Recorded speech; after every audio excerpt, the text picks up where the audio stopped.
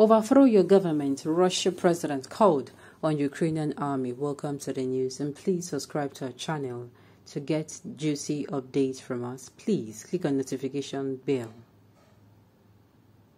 According to reports by Channels Television, Russian President Vladimir Putin on Friday called on the Ukrainian army to overthrow the government whose leaders are described as terrorists and a gang of drug addicts and neo-Nazis. Like, I don't understand. He said the leaders of their own government are terrorists and a gang of drug addicts. And who is the one portraying the acts of the people who is drunk and who is high on drugs? Ha! This one, it funny me. It funny me.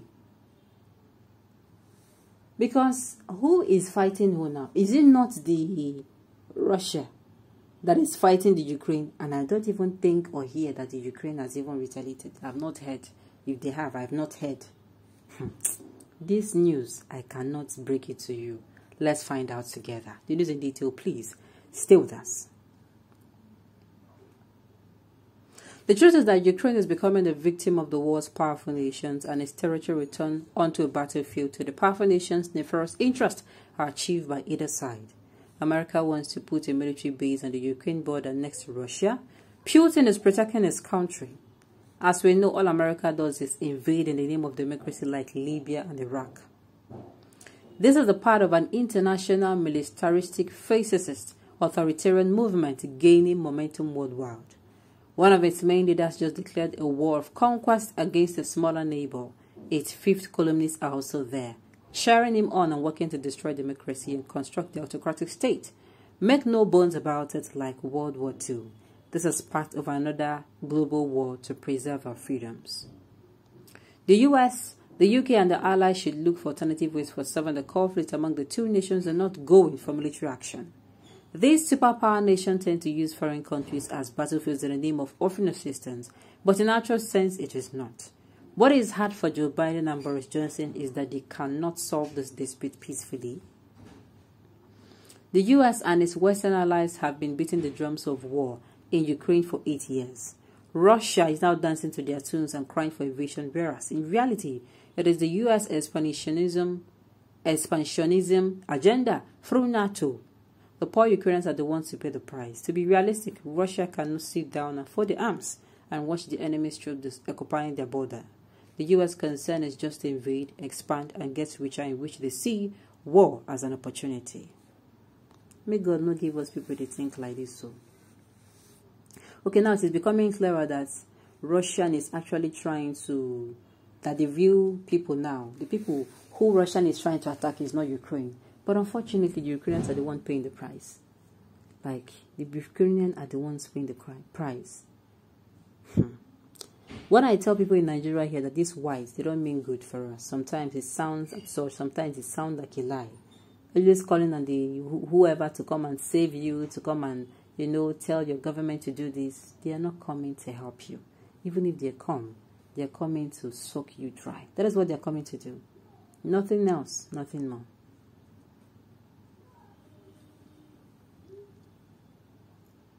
Let the US and the rogue British go and fight Russia. They think that is Biafra.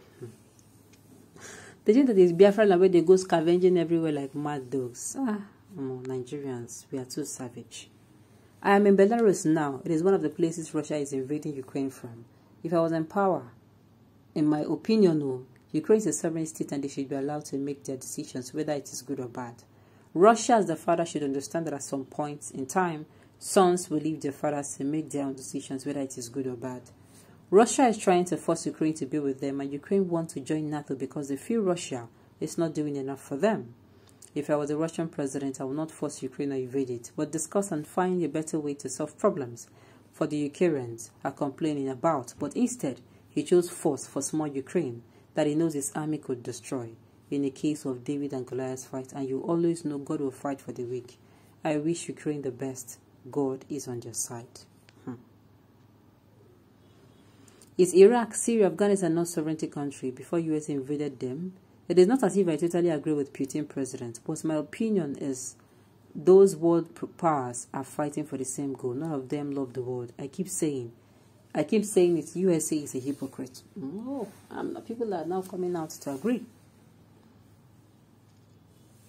Russia and America are enemies, and they will never allow NATO at their borders. It is only those with limited information that can support Putin. Ordinary Russian citizens have nothing against Ukraine. The whole war is all about Putin's ego.